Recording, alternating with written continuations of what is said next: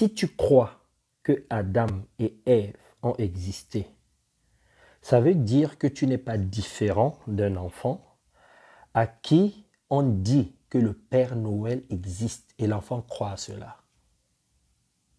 Si au XXIe siècle, tu continues à être persuadé, à croire, à avoir la conviction, la foi que il y a eu un espace qu'on a appelé le Jardin d'Éden.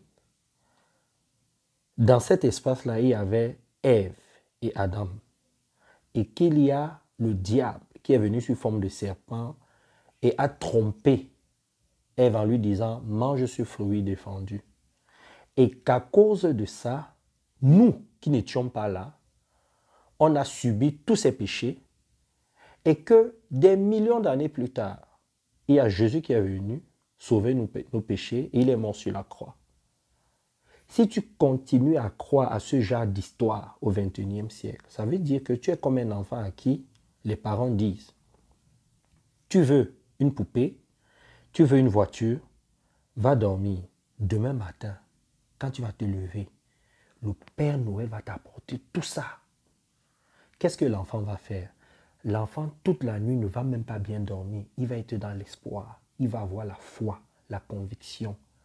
Il va croire à cela. Pourquoi il va être dans cet état?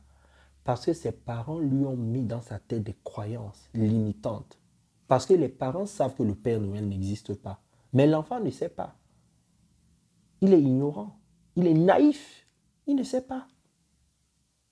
Et le matin, il va se lever. Il sera tout content. Il va dire « Ah, le Père Noël existe. » Et ça va être comme ça pendant des années. Seulement, à un moment, l'enfant va se rendre compte que ce n'est pas vrai. Parce qu'il va prendre conscience quand il va grandir. Il va voir comment ça se passe. Donc, en quelque sorte, l'enfant est mieux que toi. Parce que l'enfant, à un moment, il s'aperçoit de ça. Mais toi, tu as déjà plus de 30 ans, 40 ans, 50 ans, 70 ans, 80 ans. Tu es marié. Tu as des enfants, des petits-enfants, tu gagnes bien ta vie, tu as travaillé, tu as des diplômes, tu es allé à l'école. Et tu continues à croire à tout cela. L'enfant est mieux que toi. Toi, mais tu ne vois pas ça. L'enfant est mieux que toi. Parce que l'enfant, au moins, s'en est rendu compte. Mais toi, tu continues. Tu sais pourquoi tu continues? Parce qu'on ne t'a pas montré ce qui se cache derrière. On ne t'a pas dit que tout ça a été mis en place pour qu'on te contrôle. Que tout ça a été organisé par un empereur qu'on appelle Constantin. Et que ça a été entretenu. Parce que le gars voulait maintenir, garder son pouvoir. On ne t'a pas dit ça. Et que le christianisme est un mélange des différentes religions qu'il y avait à Rome, à l'époque, qui était la plus grande puissance. Et ce que les Juifs faisaient, ce que Jésus faisait, que tout ça a été mélangé. On a créé une religion qui n'a rien à voir avec les enseignements de Jésus, qui n'a rien à voir avec ce que les prophètes ont apporté comme enseignement, que tout ça est méconnaissable, qu'on a attribué à Jésus les enseignements d'Osiris, parce qu'Osiris aussi on l'appelait Christ. Donc on te dit que Jésus s'appelle Christ, tu ne comprends pas que tout ça a été fait parce que on s'est rendu compte que Jésus était tellement puissant qu'on s'est dit en attribuant à Jésus les enseignements d'un autre, ça va venir embrouiller les gens. Donc les gens n'ont pas la bonne connaissance. Les gens sont perdus.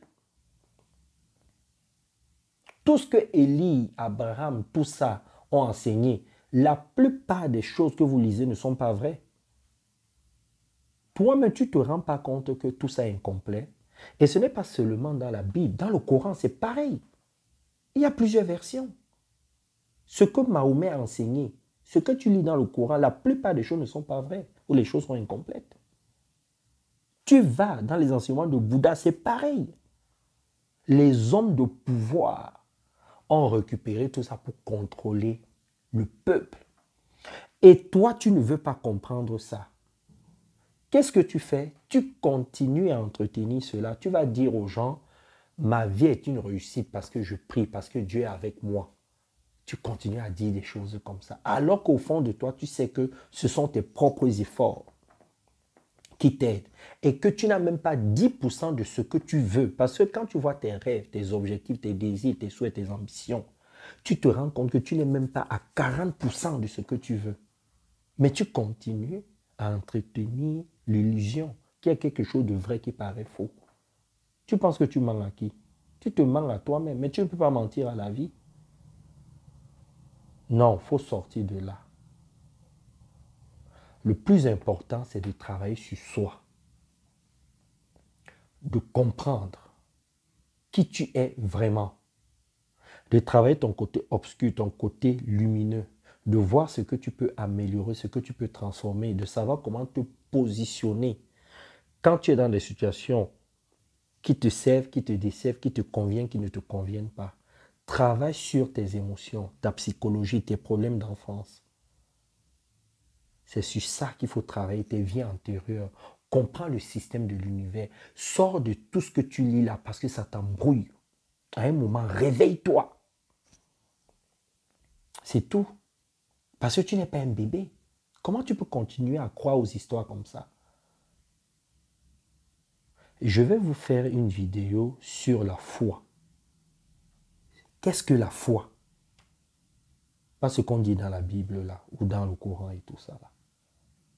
C'est très très important. Vraiment, il faut vous réveiller. Ne suivez pas bêtement les choses comme ça que vous lisez. Soyez des religieux réfléchis. Posez-vous des vraies questions. Prenez de la hauteur. Ne croyez pas aux fables, aux histoires que les gens racontent. Tu vois, on te dit que Adam et Ève, au départ, avec Caïn et Abel. Caïn tue Abel. Caïn va où après? On te dit que Dieu l'a chassé. Et on te dit qu'il a eu une famille après. Il a trouvé ces gens où? Puisque c'est le seul enfant qui existait au monde. Il a rencontré d'autres personnes où? Soit la Bible est incomplète, soit on ne nous dit pas tout, soit on a inventé. Mais ce n'est pas comme ça que ça s'est passé. Parce que la création ne s'est pas passée comme ça. En vérité, ce qui s'est passé, c'est que pour les religieux, ils appellent ça Dieu, l'univers, la source, dans sa sagesse, a créé des millions de cellules. Parce que tout commence par... Nous sommes tous des cellules à la base. Dans ce monde, rien ne commence déjà étant grand. Tout commence petit. D'accord? Ce sont des atomes. Nous sommes tous des atomes. Et il y a eu plusieurs cellules comme ça, là, qui ont évolué, qui ont grandi, et il y a eu plusieurs hommes, plusieurs femmes qui se sont accouplés, et ainsi de suite. Ça n'a rien à voir avec tout ce que vous voyez là. Ça, ce sont des versions d'avant, quand on parlait de Adam et Ève et tout ça là.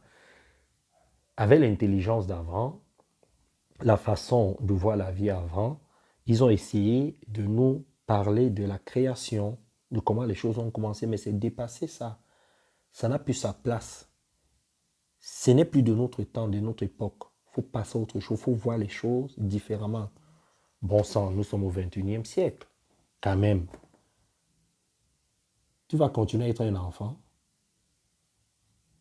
Donc, ce que je te demande de faire à partir d'aujourd'hui, c'est que si quelqu'un vient te parler des choses comme ça, en te disant Jésus est mort pour nous, en te disant Adam et Ève vont exister, en te disant Job, en te racontant toutes ces histoires-là, Moïse a ouvert la mer en deux, dis-toi, est-ce que je suis un bébé?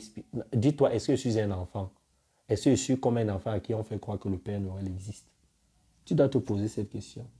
Si tu ne te poses pas cette question, c'est que tu as un problème. Bisous.